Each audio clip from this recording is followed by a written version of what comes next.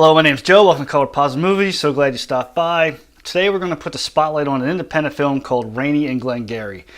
So if you like supporting indie films, and especially if you like true crime dramas in the documentary style, stick around. I think you'll really enjoy this video, but mostly I want to bring attention to this film. So let's get right to it.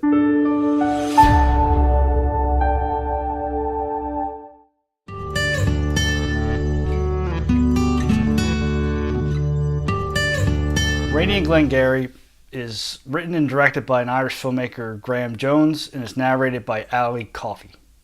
This documentary tells a story of an unsolved murder that happened on the early morning of September 4th, 1999 in a South Dublin town named Glenagairy. A young girl, she was 17 years old, named Raonaid Murray, or Rainy as she was known by. I'll put the name up to make sure I'm pronouncing it right.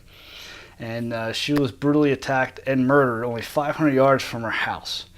And to this day, this case is unsolved. I want to talk about the animation first. This is an animated film, which I wasn't ready for. I wasn't expecting. So I wasn't sure it was going to work at first, but I tell you, it really does. When they talk about that tragic night, retracing her steps, where she was killed, showing the locations, it's very haunting and eerie. But then contrastly, when they're talking about who she was and her ambitions, the animation kind of made it almost bittersweet and poignant.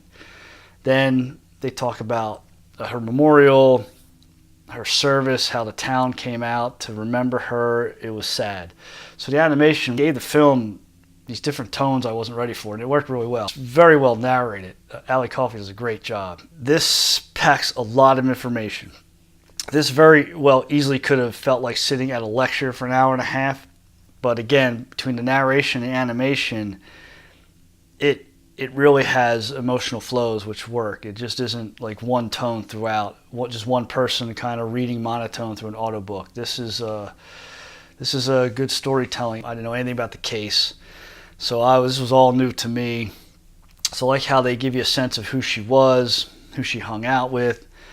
Then they kind of go through the steps of that night, that tragic night, where she was last seen. She left work, she went to a pub or a nightclub, and she left. And you have different people saying they saw her through the night. Then they get into the suspects. And, there was a guy in a cab that had blood on him, to this girl that was kind of hot-headed. And they had these crews, and I'll talk about the crews in a second.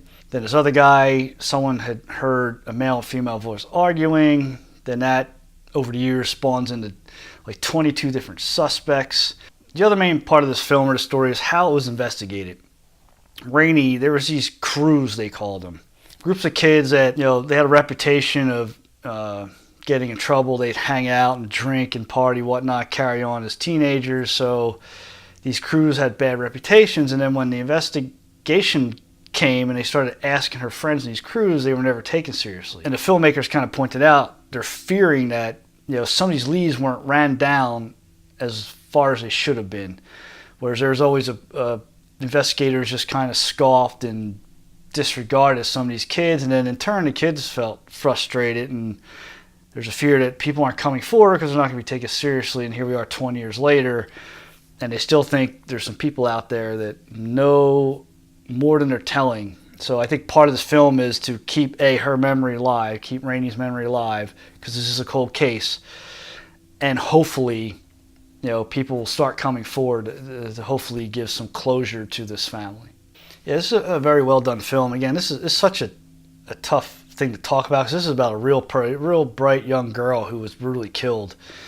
So it's kind of hard to nitpick a film that's trying to bring attention to that and hopefully bring new information to the fold. I like how they spend a good amount of time letting us know who she was. This young girl with all these aspirations. We get into her school, where she worked, her friends, and that was really well done. It's such a tragic story, and you don't kind of want to gloss over it and just watch it as a film to review, at least for me, or to talk about. I appreciate the filmmaker took time so I can get to know this young girl, and then they do go through the tragic event, and then the 20 years since and the different suspects. But I thought it was really done well, and I appreciate that.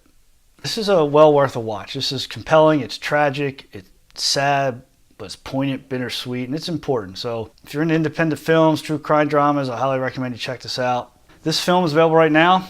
It's on YouTube. You can watch it, and I'll have the link below. Thanks for stopping by Color Positive Movies, and let me know what you thought about the film below in the comments, and also help pass the word so we can get the word out that this film's out and available. Again, thanks for stopping by. Make sure you hit that subscribe button if you like what you're seeing, and until next time.